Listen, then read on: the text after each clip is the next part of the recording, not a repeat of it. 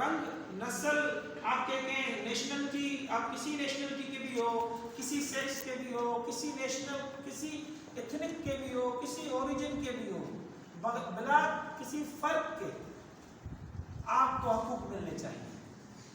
اس لیے انسانی حقوق کے لیے کئی تنظیمیں بنی، انسانی حقوق حاصل کرنے کے لیے کئی ایگریمنٹس ہوئے، انسانی حقوق حاصل کرنے کے لیے کئی معاہدے ہوئے، اور آدم علیہ السلام سے لے کے آج تک ان انسانی حقوق حاصل کرنے کے لیے کوڈ آف کنڈکٹ بنائے گئے، رولز بنائے گئے، پرنسپلز بنائے گئے، چارٹرز بنائے گئے.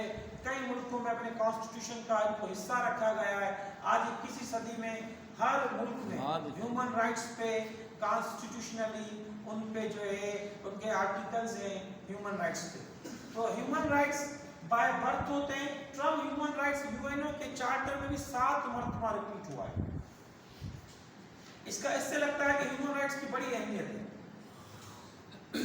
جب بھی ہیومن رائٹس کی ذہن میں بات آتی ہے تو انگریزوں کے بنائے ہوئے قانون بھی انسانی حقوق پہ اور اسلامی قانون بنائے ہوئے بھی انسانی حقوق پہ آپ کو سمجھ میں آئیں گے اور سامنے آئیں گے.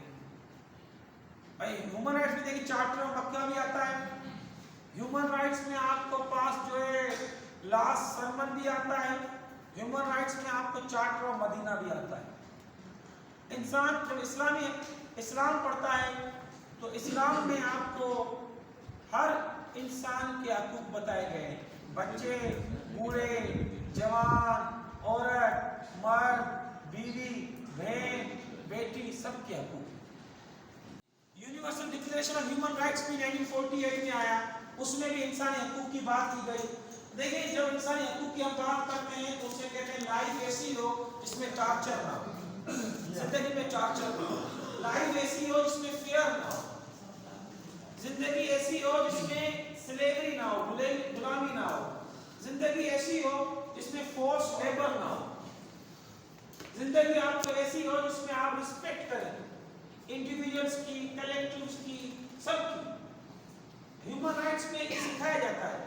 جب آپ انسانی حقوق کی بات کرتے ہو اس کا مطلب نو سلیوری. جب آپ ہیومن رائٹس کی بات کرتے ہو اس کا مطلب نو فورس لیبر. جب آپ ہیومن رائٹس کی بات کرتے ہو اٹ مینس نو فیئر. جب آپ ہیومن رائٹس کی بات کرتے ہو لبرٹی. جب آپ ہیومن رائٹس کی بات کرتے ہو تو آپ سمجھو فریڈم. جب آپ ہیومن رائٹس کی بات کرتے ہو ایکوٹی. یہ سب ہیومن رائٹس میں آتے ہیں.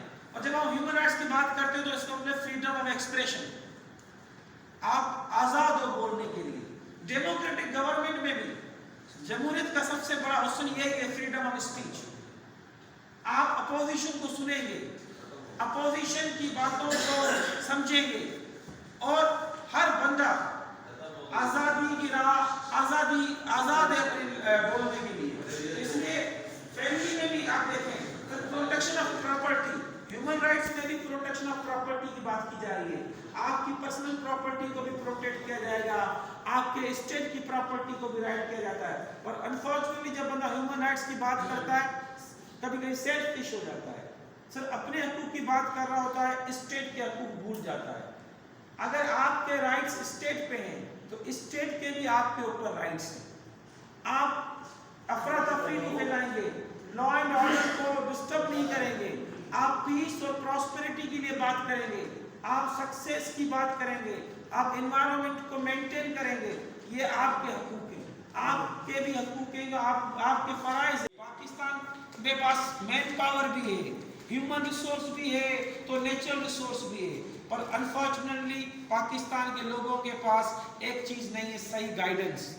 اچھا اب اویئرنیس بھی پاکستان کے لوگوں میں آنا شروع ہو گئی ہے. پر اویئرنیس کا مطلب یہ نہیں ہے کہ آپ سیلفش بن جاؤ.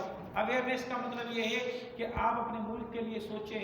اویئرنیس یہ ہے کہ آپ اپنے ملک کے لیے کام کریں. آپ کہتے ہیں میرے ہیومن رائٹس کی وائلیشن ہو رہی ہے. بھائی تو وائلیشن کون کر رہا ہے؟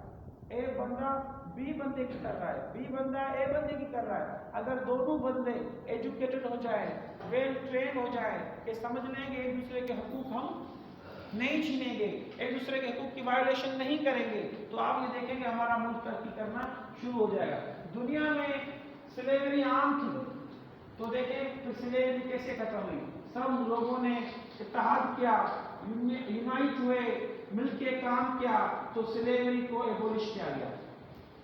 دنیا میں دیکھیں آپ دیکھیں کہ وہاں پہ جن ترقی یافتہ ملکوں نے ترقی کی ہے تو ان کی سوچ کیا ہے کہ آپ محنت کرتے ہیں. ان کی سوچ کیا ہے؟ کسی کا حق نہیں کھانا. ان کا سوچ کیا ہے؟ سچ بولنا. آپ یہ دیکھ لیں اسلام عروج پہ تھا, عروج پہ, یہ بھی جن ملکوں میں عروج پہ ہے, جن وہ ملک وہ ہیں جو ترقی کر رہے ہیں. وہ کون؟ جو انسانی حقوق کو پامال نہیں کرتے, وہ ہے جو انسانیت کی عزت کرتے ہیں. ویسے بھی قرآن کا ٹائٹل انسان ہے.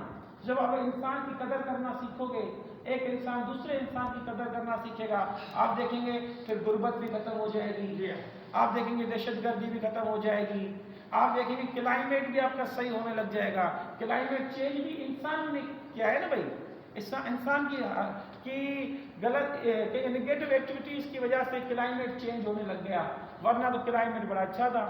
آپ انسان اگر صحیح ایکٹیویٹی کرے تو کلائمیٹ چینج بھی آپ دیکھیں, آپ اس پہ اوزون لیئر پہ بھی کنٹرول کر لیں گے, آپ جو ہے پالوشن پہ بھی کنٹرول کر لیں گے, آپ جو ہے اپنے مائنڈ پہ کنٹرول کریں. آپ مائنڈ پہ کیسے کنٹرول کریں گے؟ جب آپ پازیٹیو سوچیں گے اور پازیٹیو کام کریں گے اور پازیٹیوٹی اپنے اندر لائیں گے. ہمارے سب سے زیادہ بیماری ہے کوئی اچھا کام کر رہا ہوتا ہے, ہم اس کے لیے پہلے ہی نگیٹو سوچتے ہیں. تو آپ اپنے اندر پازیٹیوٹی لائیں, کرٹیسزم سیکھیں. کرٹیسزم پازیٹیو چیز ہے. اگر کوئی اچھا کام کر رہا ہے اس کی عزت کرو, جو غلط کام کر رہا ہے اس کو صحیح کرنے کی کوشش کرو, نہ کہ اس کو آپ اتنا تنگ کریں کہ وہ کام نہیں وہ چھوڑ دے. غلط کام چھوڑوانا ہے اس سے, اچھا کام نہیں چھوڑوانا ہے. اچھا کام کرتا ہے انسان, ہر انسان اچھے کام بھی کرتا ہے, برے کام. تو ہیومن رائٹس کی جب ہم بات کرتے ہیں تو ہم نے دیکھا نو ایسی پنشمنٹ نہ ہو جو انسان کو ذلیل و خوار کرے. اسلام میں دیکھیں قیدیوں کے حقوق بھی دیے. اسلام میں جو ہے آپ کو جو ہے قیدیوں کے حقوق دیے ہیں. جگہ بدر میں دیکھیں, اگر کوئی قیدی پڑھا لکھا ہے تو اگر